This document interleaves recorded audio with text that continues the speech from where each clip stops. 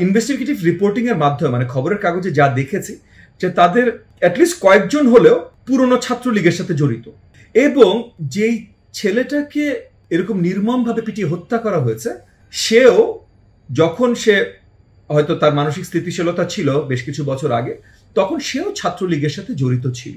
আমাদের দেশের শিক্ষা ব্যবস্থায় আমরা কমপ্লিট ফেল করি বেসিক মানবতা বোঝানোর, কমপ্লিট ফেল করি। মানে এই যে ঢাকা বিশ্ববিদ্যালয় ক্যাম্পাস, এটা ইম্পর্টেন্ট না। ঢাকা বিশ্ববিদ্যালয় এমন কোনো আলাদা জায়গা না যেখানে বাংলাদেশ থেকে এটা আলাদা, সব এক।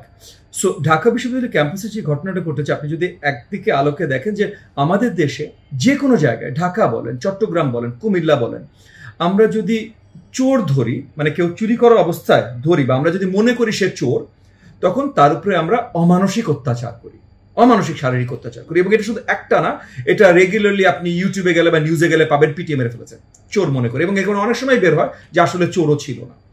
সো এই যে বেসিক মানবতা, এই জিনিসটা আমাদের সিভিক এডুকেশন আমাদেরকে দেয় না। এটার জন্য কাকে দায় করবো ভাই আমি জানি না, তবে এটা একটা বিশাল ফেইলিং আমাদের দেশের, বিশাল ফেইলিং। এবং সামনের শিক্ষা ব্যবস্থায় এই সিভিক এডুকেশনটা যদি আমরা সঠিকভাবে না আনতে পারি, তাহলে আসলে কিন্তু আমাদের দেশকে নেক্সট পর্যায়ে নিয়ে যাওয়া, বিশ্ব ব্রহ্মাণ্ডে বা বিশ্ব র্যাঙ্কিংয়ে নেক্সট পর্যায়ে নিয়ে যাওয়া, এটা আমরা ফেল করব। এটা অত্যন্ত গুরুত্বপূর্ণ।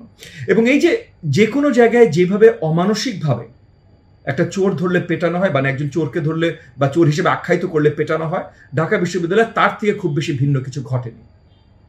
ঢাকা শহরের যে কোনো জায়গায় যেটা হতো ঢাকা বিশ্ববিদ্যালয়ে একই হয়েছে। আর ঢাকা বিশ্ববিদ্যালয় আলাদা করে কোনো পাক পবিত্র জায়গা না।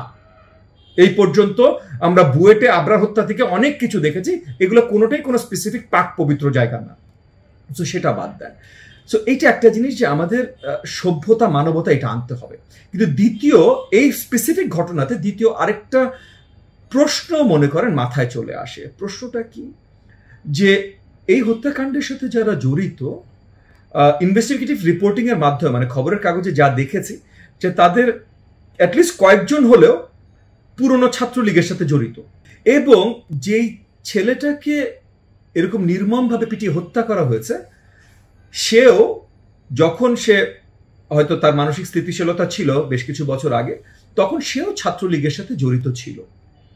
তো ছাত্রলীগ, এবং আমি এটাও দেখেছি, মানে এই যে কালবেলা পত্রিকায় বোধহয় এটা প্রকাশ করেছে যে এই পেটানোর ইনসিডেন্টে যে নেতৃত্ব দিয়েছিল সে ঢাকা বিশ্ববিদ্যালয়ের ছাত্রলীগের বোধহয় অফিস হোল্ডিং মেম্বার ছিল, মানে নেতা ছিল, এবং 19-20 সালে ঢাকা বিশ্ববিদ্যালয়ের ছাত্র ছিল। মানে 19-20 সালটা ইম্পর্টেন্ট, এক বছরের জন্য ছিল না, আগে পরেও ছিল, কিন্তু 19-20 সালটা ইম্পর্টেন্ট।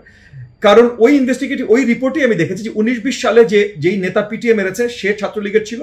এই 19-20 সালে যে ছেলেটা মারা গেছে সে তার লোকাল যে কলেজে ছাত্রলীগ ছিল ওইটাতে ছিল, এবং ওটার বোধহয় প্রেসিডেন্টই ছিল, ওই কমিটির প্রেসিডেন্ট ছিল। সো 19-20 সালের ঢাকা বিশ্ববিদ্যালয়ের ছাত্রলীগ, 19-20 সালের লোকাল কলেজের ছাত্রলীগ, একে অপরকে চেনার একটা সম্ভাবনা ছোটখাটো হলেও চলে আসে। চলে আসার পর যদি চেনে তাহলে জানে যে এর বাবা মা ভাই মানে আশেপাশে কেউ নেই।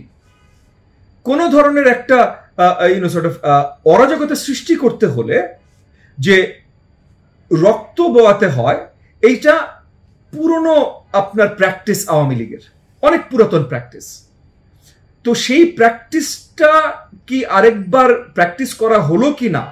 কারণ এখন এই যে শেখ হাসিনার দোসররা অনেক জায়গায় অনেক ধরনের অনেক কিছু অরাজকতা সৃষ্টি করতে চেষ্টা করছে, যার মাধ্যমে দেশের আইন শৃঙ্খলা ব্যবস্থাকে তারা অবনতির দিকে টানতে চেষ্টা করছে। যেমন এই যে এই গত জুম্মাতেই শেখ হাসিনার অ্যাপয়েন্টেড, শেখ হাসিনার আমলের এবং শেখ হাসিনার অ্যাপয়েন্টেড যে খতিব বাইতুল মোকাররমের মসজিদের, সে হঠাৎ করে ফেরত এসে বিশাল একটা অরাজকতা ঘটালো।